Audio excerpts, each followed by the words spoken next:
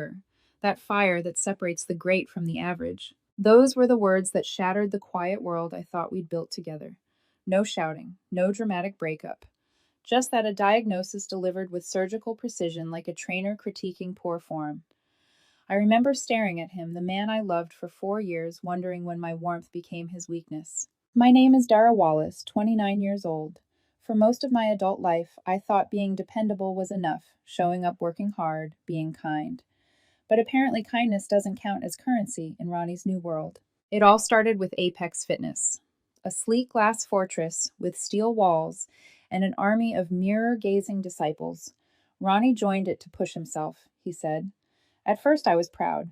He'd always cared about fitness, but this time it felt different. He began talking about someone named Mia Sanders, his new personal trainer. At dinner, between bites of grilled chicken and sweet potato, her name kept slipping out like a secret prayer. Mia says my recovery's trash because my protein timing's off. Mia says discipline is freedom. Mia says comfort kills ambition. At first I laughed. Does Mia also say humans are allowed to have dessert? He didn't even crack a smile. Dara, that mindset is exactly why people stay average. Average. The word landed harder than he intended, maybe even harder than he realized. I'd always believed our relationship was built on balance, his energy, my calm. But now it felt like he was pulling away, like my very presence slowed his stride. The change was slow, like erosion. He started labeling our dinners as macros, not meals. Our weekends stopped being about movies and markets. They became recovery sessions. Every conversation was a sermon on optimization. He'd look at me across the table, not with affection, but with analysis, assessing my habits, my posture, even how long I slept. One night I cooked seared salmon with roasted asparagus, something he'd once requested weekly. He walked in after his alpha conditioning session. Shirt soaked in sweat, eyes wired from adrenaline. He sniffed the air and frowned. What's the fat content on this? It's salmon, Ronnie. It's healthy. Healthy isn't a macro, he said already, pulling out his phone to log something. Mia says if you're not tracking, you're just guessing. I stared at him. We used to eat food, Ronnie, not numbers. He gave a small, pitying smile, the kind you give to someone who doesn't get it. It takes a level of discipline, Dara, you wouldn't understand. You've never had to push. He didn't notice that my hand trembled as I set down the pan, or maybe he did, and didn't care. That night I lay awake beside him. He was scrolling through his phone, laughing softly at something. I turned my head just enough to see a photo on his screen. Mia sweat slick and smiling mid-lift. His broke, but I stayed silent, because I still believed silence could fix things. I'd always been the quiet one, the listener, the anchor. But that night my silence started to feel like consent. The next morning I watched him dress. Every movement was purposeful, efficient, like he was auditioning for a commercial about discipline. I asked carefully, "Are you and Mia close?" He paused only for a second, just enough for truth to flicker across his face. "She's my trainer, Dara. Don't make this something it's not." "Then why do you talk about her more than us?" His jaw tightened. "Because she gets it." He left before I could reply. The door closed with that same soft finality that later became familiar, not loud enough to start a fight, but quiet enough to end one. I spent the day replaying his tone in my head, because that's what I do. I analyze, I overthink, I try to understand the hurt before I react to it. By evening, I decided maybe I was being paranoid. Maybe I just missed us. So I planned something simple, sushi at the new place downtown, something that might remind him of normal life, of laughter and light. I drove to Apex Fitness to surprise him. The place was buzzing, steel clanging, techno pulsing air, thick with cologne and ego. Through the glass wall, I spotted him instantly. And her, Mia. She was spotting him on the bench press, her hands steady on the bar. He racked the weight and she leaned in, whispering something that made him laugh. Too close, too familiar. Her palm lingered on his chest, and he didn't move it away. I didn't go inside. I just stood there, watching through the window, invisible. He looked alive in a way he hadn't around me for months, and that hurt more than anything. That night I chopped vegetables harder than necessary, the knife thudding rhythmically against the board. When he came home, I didn't look up. "We need to talk," I said. "Okay," he replied, tone flat, like I was a coworker asking for a performance review. I turned to face him. "I stopped by Apex today." He froze for just a second, then recovered. Why I was going to surprise you. Dinner plans. I let the sentence hang. You didn't see me, but I saw you. With Mia. His chin lifted slightly defensive, not ashamed. And are you sleeping with her? He laughed once low and dismissive. God, Dara, you always twist everything. Mia's the kind of woman who pushes me. You wouldn't get that. Pushes you. My voice cracked. Into what arrogance? That's when he looked at me like I was something small, something beneath the vision of greatness he'd built in his head. You're comfortable, he said quietly. You play it safe. You're a solid 6 out of 10 on your best day. The words didn't hit all at once, they seeped in slow and poisonous. 6 out of 10. Like I was an assignment graded by his new religion. I wanted to scream, to throw something, to make him see. But instead I just whispered, I thought love wasn't a competition. He smiled, soft, cruel. Love is easy. Excellence isn't. He walked out of the kitchen, shaking his head. I stayed behind, staring at the untouched plates of food. The same salmon, the same asparagus, suddenly tasting like failure. When I finally moved, it wasn't anger that guided me. It was clarity. I washed my hands, wiped the counter, and stared at my reflection in the black microwave door. I didn't see weakness. I saw someone exhausted from trying to prove her worth to a man addicted to mirrors. That night, he slept soundly beside me, breathing deep and even. I lay awake wide-eyed until dawn. By morning, my decision was made. If he wanted someone who'd push him to the edge, he could have her, but I would not stay to watch him fall. If he needed a 10, I whispered into the empty air he'd have to find her somewhere else. The next morning, sunlight cut across our apartment like a blade, sharp, unforgiving. Ronnie was already gone, probably at Apex for his dawn grind. His side of the bed was cold, the sheets crisp and perfectly tucked, like no one had ever slept there. It hit me how easy it must have been for him to erase me from his routine. I got up, made coffee, and stared at the mug in my hands. It was chipped, a small crack near the handle from when he'd accidentally dropped it last year. He'd kissed my forehead then and said, "Don't worry, I'll fix it." He never did. The mug still worked fine, just not for him anymore. That morning I decided I wouldn't ask for an apology. I just wanted honesty. But honesty, I was about to learn, was the one thing Ronnie no longer had the capacity for. When he came home that night, his aura filled the doorway before he did. Sweat glistened on his neck. His shirt clung to every muscle like armor. He didn't greet me. He went straight to the fridge, grabbed his protein shake, and gulped it down like medicine. "Hey," I said quietly. He glanced over, distracted. "Hey, what's up?" I took a breath. "Do you even see me anymore?" He frowned and confused. "What kind of question is that? You talk to me like I'm one of your stats. You look through me like I'm invisible. You spend more time quoting Mia than you do speaking to me." He rolled his eyes, muttering, "Here we go again." I stood, meeting his gaze squarely. "I just want to know what changed, Ronnie." He set down his shake with a deliberate clink. "You stopped wanting more." "What does that even mean?" "It means you're content with mediocrity. You coast. You don't push." He gestured around the apartment at our modest furniture, the framed photos, the life we built together. "This, all of this, it's fine. But fine isn't good enough anymore." Something inside me snapped quietly like the soft pop of glass under pressure. "Do you even hear yourself?" I asked. "This isn't a TED Talk, Ronnie. This is our life." He crossed his arms, jaw flexing. "I can't explain it to you, Dara. You just don't get it. You don't have that drive." "Because I don't live at the gym." He laughed, not kindly, but in disbelief. "Because you don't live for anything anymore." I froze. "I live for peace, for joy, for the things we used to have." "Peace," he repeated like it was an insult. "Peace is what people settle for when they've given up." I swallowed hard. "And obsession is what people call purpose when they've lost balance." His eyes darkened. "That's exactly what I mean, that mindset. That softness.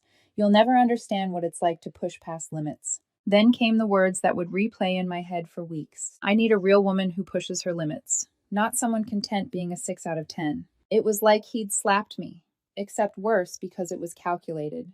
He said it without raising his voice, like he truly believed it was a statement of fact. I felt the air leave my body. A 6 out of 10. "Don't twist it," he said, exasperated. "I'm just being honest." Honest. The word dripped with cruelty, disguised as truth. He didn't want honesty. He wanted superiority. "You really think worth can be measured in numbers?" I asked softly. He shrugged. "Everything can. Data doesn't lie." That's when I realized he wasn't speaking to me anymore. He was quoting someone. He was quoting her. Silence filled the space between us. Not the comfortable kind we used to share, the one that came with familiarity and warmth. This silence was brittle, like the air before a storm. I turned away from him and picked up the chipped mug from the counter. It trembled slightly in my hand. "Remember this?" I asked. "You said you'd fix it." He looked at it uninterested. "It's just a cup, Dara." "No," I said, "it's a reminder." He frowned. "Of what?" I met his eyes, voice steady. "That you only fix what makes you look broken." For a moment, something flickered in his expression, surprise, maybe guilt, but then he hardened. "You're being dramatic." I nodded slowly. "Maybe, or maybe I'm finally seeing clearly." He sighed, already done with the conversation. "I'm not doing this right now. I've got an early session." And just like that, he walked out again, door closing softly, always softly. That night, I sat alone at the kitchen table, staring at the empty chair across from me. It was strange how absence could take up so much space. I wanted to cry, but the tears wouldn't come. Instead, I felt hollow, like I'd already been erased. So I reached for something else control, not over him, but over myself. I opened my laptop, found a new apartment listing, and sent an inquiry before I could talk myself out of it. Then I packed one small suitcase, just essentials, a few clothes, my journal, the chipped mug. Everything else could stay here in the shrine he'd built to his perfection. As I zipped the suitcase shut, I caught my reflection in the dark window. Tired eyes, mascara smudged, shoulders trembling. But beneath that exhaustion, I saw something fierce awakening, something steady. I whispered into the dim room, "If he needs a 10, he'll have to find her somewhere else." And for the first time in months, I smiled, not because I was happy, but because I knew I was finally done auditioning for love. Moving out wasn't the dramatic storm I once imagined it would be. No shouting, no tears, no desperate pleas. Just quiet, deliberate motion, the kind that comes when grief finally burns itself out. I waited until Sunday morning. Ronnie always did alpha endurance on Sundays, 2 hours of cardio weights and ego at Apex Fitness. By 7 a.m., his water bottle and gym bag were gone. By 7:05, I was on my knees packing the pieces of a life that no longer fit me.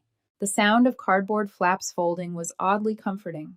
Every taped box felt like a sentence closing. I didn't take much, just the things that were undeniably mine: my books, my notebooks, my clothes, the old hiking boots from the trip where he'd once said he felt most alive. Everything else, the blender, the supplements, the mirrored scale, could rot in the temple he worshipped. I looked around our apartment one last time. It didn't feel like a home anymore. It looked like a showroom, sterile, sculpted hollow. The kind of place that photographed well but never felt warm. Maybe that was the perfect metaphor for him. I left the key on the counter beside the half-empty jar of peanut butter, his post-workout ritual, and whispered a quiet goodbye that no one would ever hear. My new apartment was smaller, older, quieter. The kind of place where the walls had texture and the windows rattled when it rained. It smelled faintly of jasmine from the neighbor's balcony. The first night I slept on a mattress on the floor surrounded by boxes and silence. But for the first time in months, the silence didn't suffocate me. It protected me. When I woke up, sunlight spilled across the floorboards, warm and unfiltered. No alarm, no protein shakes, no sound of iron weights clanging, just me breathing. I made coffee and drank it slowly without logging it into an app. Still, the ache lingered. You don't just walk away from love, even toxic love, without bleeding a little.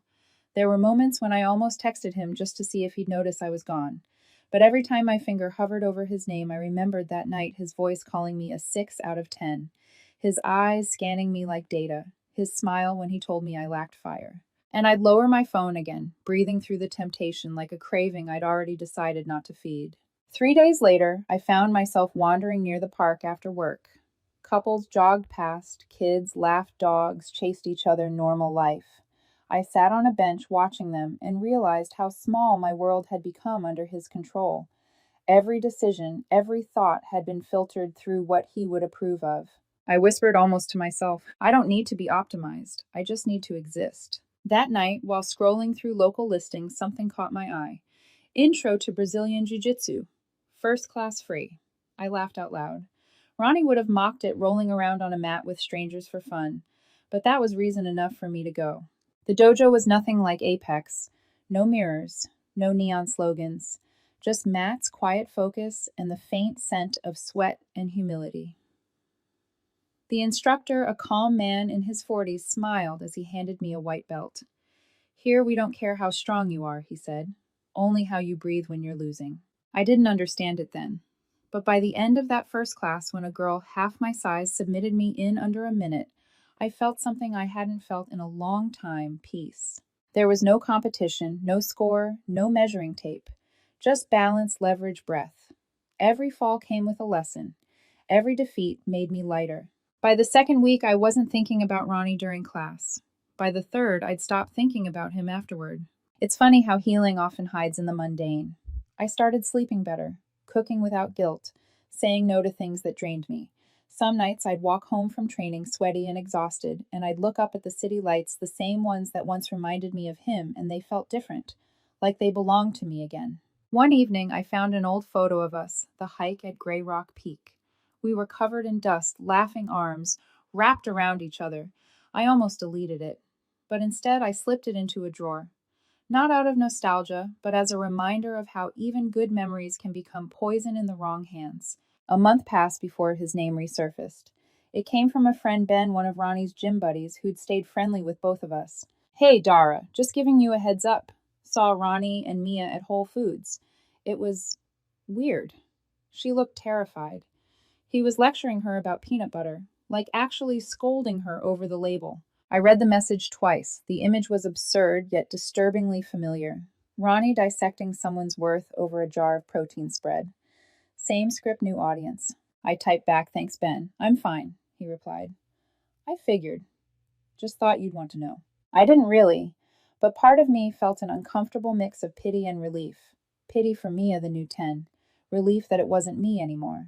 Weeks later, another friend reached out, Lisa from our old hiking group. She met me for coffee, eyes wide with unease. Dara, I saw them at a barbecue. It was bad. He was talking down to everyone. Mia just sat there, barely said a word. She's lost so much weight, Dara. I think he's, I don't know, breaking her. I stirred my coffee slowly, watching the steam rise. People like Ronnie don't change, I said quietly. They just find new mirrors. Lisa reached across the table and squeezed my hand. You got out just in time.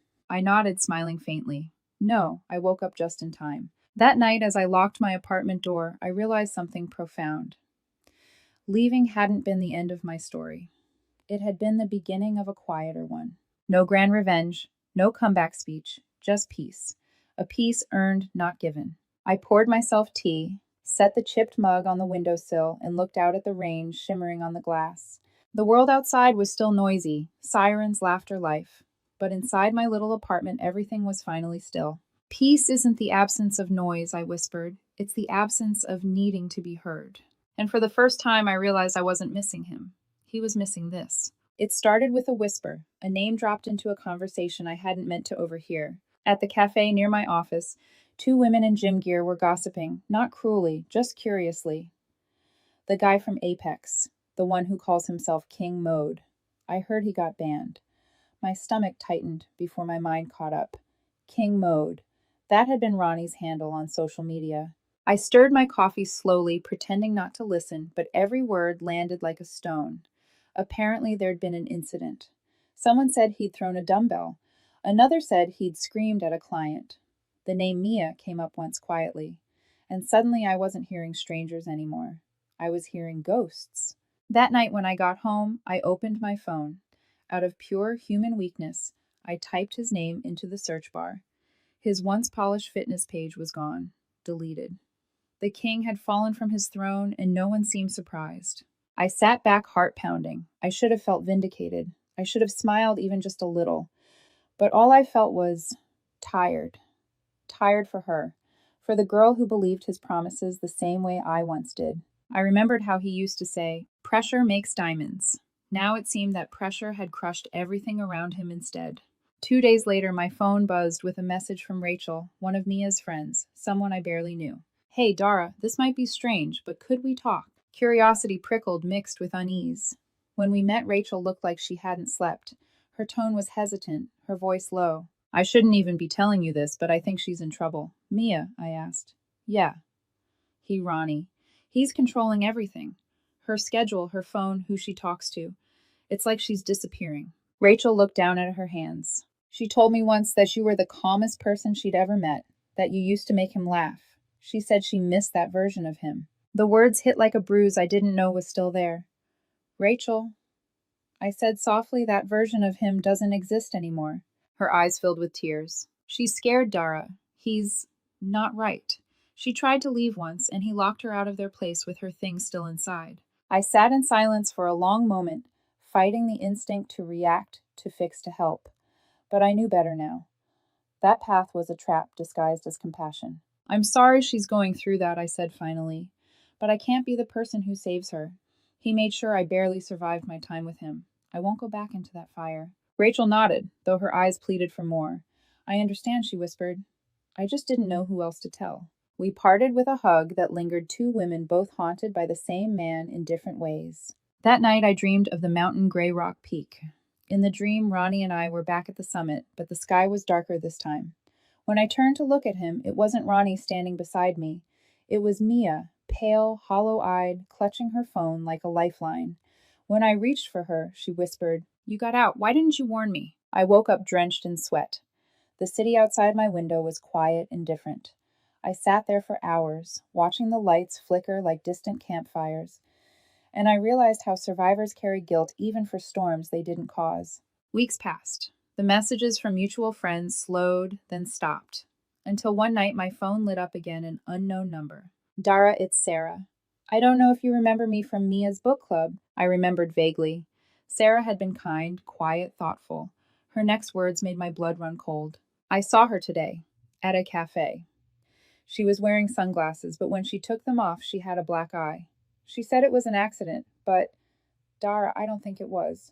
My breath caught in my throat. Sarah's voice trembled. She kept looking over her shoulder. She wouldn't meet my eyes. I'm really worried. I closed my eyes, gripping the phone so tightly my knuckles turned white. It wasn't shock, it was recognition. That same low-grade terror I'd once lived with, not fear of being hit, but fear of never being heard. Thank you for telling me, I said quietly. Please just make sure she knows she's not crazy. That's all you can do. When the call ended, I sat in the dark, staring at my reflection in the window.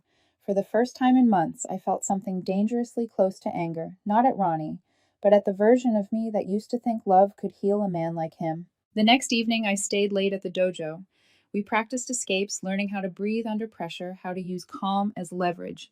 Every movement felt poetic. Every fall had meaning. When class ended, my instructor clapped me on the shoulder. You've changed, he said. You used to move like you were apologizing. Now you move like you own your space. I smiled faintly. Maybe I finally learned that peace doesn't mean shrinking. A few days later, another message came, not from Rachel, not from Sarah. An email. No name in the address. Just a jumble of letters and numbers. Subject line, you were right. I stared at it for a long time before opening it. The first line was enough to make my pulse quicken. Dara, it's Mia. Please don't delete this. The words that followed were frantic, desperate, and all too familiar. She talked about fear, about being isolated, about realizing too late that love wasn't supposed to feel like walking on glass. Every paragraph was soaked in regret and panic. I don't know what to do. He's watching everything. This is the only email he doesn't know about. I thought I was strong, but I'm not. I can't breathe here. Please, Dara. Please help me. My eyes blurred as I reached the end. You warned me. I didn't listen. I should have. You're the only one who will understand. I sat there frozen, not because I didn't care, but because I cared too much, and I knew caring could kill you if you weren't careful. I closed the laptop and let out a long, shaking breath. Somewhere in another apartment, another woman was living my old life, the same silence, the same isolation. But this time I wasn't the one trapped inside it. Her empire's collapsing, I whispered to the empty room, and I can't be her rescue plan. Still the guilt lingered like smoke, because I knew deep down that every kingdom Ronnie built would end the same way, with someone else paying the price for his crown. I didn't sleep that night. The glow from my laptop stayed on the entire time, Mia's email open on the screen like a ghost that refused to fade. Every line replayed in my head, her pleas, her panic, the echoes of things I'd once said myself but never dared to write. I thought it was passion, but it's control. I can't breathe here. Please, Dara, save me. That last line sat heavy in my chest, because she didn't mean help me. She meant replace me. Step into the fire so I can step out. And I couldn't do it. Not again. Not ever. I sat on the edge of my bed, hands trembling over the keyboard. The city outside was quiet, a rare, windless calm that made the night feel suspended in glass. Somewhere 2 blocks away, a siren wailed briefly, then faded. I opened a blank reply. For a long time, the cursor just blinked, a small pulsing reminder that I had a choice. The old me, the fixer, the caretaker, the empath would have sent comfort, would have driven across the city, knocked on the door, and begged Ronnie to be reasonable. But I wasn't her anymore. I had built peace out of ashes, and I wasn't going to burn it down for closure that wasn't mine to claim. I took a breath and began to type. To M. Sanders, subject, you were right. Mia, I read your message twice. Once with my heart, once with my head. The first time I felt everything you wanted me to feel: guilt, pity, the urge to help. The second time I saw it clearly: you don't need saving. You need to wake up. You said Ronnie's strength drew you in. I understand. It drew me in too, but you mistook control for confidence and noise for power. What you're living now isn't love, Mia, it's worship of someone who only loves mirrors. You wanted a king, you got one. I can't be the rescue you're looking for because rescuing you means walking back into the cage I already escaped. You were right about one thing: I do understand you. That's why I know you'll never find peace until you stop asking others to grant it. I hope you choose freedom. But my peace is not a negotiation. Dara. I read it once, twice. It didn't feel cruel, it felt final. Then I hit send. The sound of the mouse click echoed louder than it should have, like a door closing in an empty hallway. I closed the laptop, powered off my phone, and sat in the stillness that followed. For a long time, I stared at my reflection in the dark window. Outside the city pulsed headlights, rain fragments of other people's stories moving on without me. Inside, I felt something deep and rare. Not happiness, not triumph, peace. Days passed, no reply, no calls, only silence, which for once didn't scare me. At the dojo, my instructor announced I'd earned my blue belt. He tied it around my waist, his hands steady. Congratulations, he said. You don't fight like someone running away anymore. I smiled, breath steady. I'm not, I said. I'm standing still. That night, walking home under the drizzle, I stopped at a streetlight. Across the intersection, a couple argued something small, probably trivial. The woman's voice cracked. The man rolled his eyes and turned away. And for a second, I saw myself years ago, trying to make a man listen who only wanted to hear himself. The memory didn't sting anymore. It just passed. At home, I found a letter slipped under my door. No name, just a single sheet of paper folded neatly. Inside was one sentence written in shaky handwriting. I left him. No signature, but I knew who it was. I stood there in silence, the paper trembling slightly between my fingers. Then I folded it back and set it on the counter beside my chipped coffee mug. I didn't text her, didn't call, didn't respond. Some stories don't need a sequel. Some endings are sacred in their quietness. Weeks later, I hiked Grey Rock Peak again, alone this time. The trail was the same, but everything felt different. The air was sharp, the sun unfiltered. At the summit, I stood where we once stood together, Ronnie and me, and looked out over the endless stretch of sky. Last time I'd felt small beside him. This time I felt infinite without him. I closed my eyes, letting the wind sting my cheeks, and whispered into the horizon. You said I wasn't built for greatness. You were right. I was built for peace. And peace, I finally understood, was far